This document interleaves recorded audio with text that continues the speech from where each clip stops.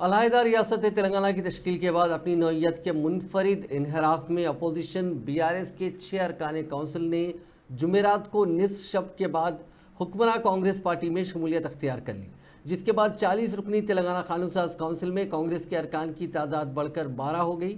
6 अरकान काउंसिल की बैक वक्त कांग्रेस में शमूलियत से अपोजिशन BRS को एक बड़ा धक्का लगा है, जो पहले ही अपने 6 अरकान असम्बली से महरूम हो गई है। BRS के ये अरकान council chief minister Revanth Reddy की दिल्ली से हैदराबाद वापसी का इंतजार कर रहे थे, जो कौमी दारुल हुकूमत में मसरूफ थे।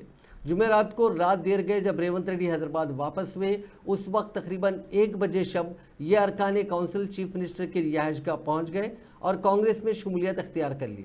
उनमें D विट्ठल, भानु प्रसाद, B दयानंद, प्रभाकर राव, E मल्लेशम और B सारैया शामिल हैं। तेलंगाना में कुल हिंद कांग्रेस कमेटी की इंचार्ज दीपा दास मुंशी, वजीर माल पुंगलेटी श्रीनिवास रेड्डी, साबिक वजीर सुदर्शन रेड्डी और दूसरे कायदीन इस मौके पर मौजूद थे।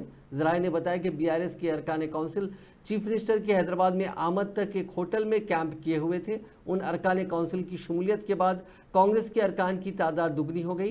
पहले ही ऐवान बाला में उसके 6 अरकान थे। सीनियर लीडर और रुकने राज्यसभा डॉक्टर के केशवराव के इस्तीफे के बाद BRS के लिए ये एक बड़ा धक्का समझा जा रहा है, जिन्होंने राज्यसभा की रुकनीत से भी इस्तीफा दे दिया है। नवंबर 2023 के इंतखाबात में शिकस्त के बाद कांग्रेस में ताहाल BRS के 6 अरकान असम्बली शामिल हो गए हैं। 119 अरकान वाली असम्बली में कांग्रेस ने 64 सीटों पर कामयाबी हासिल की थी। BRS से इनहराफ और सिकंदराबाद कंटोनमेंट असम्बली के ज़मनी इंतखाब में कामयाबी के बाद उसके अरकान की तादाद अब बढ़कर 71 हो गई है। दूसरी जानिब BRS के अरकान असम्बली कम होकर 32 हो गए।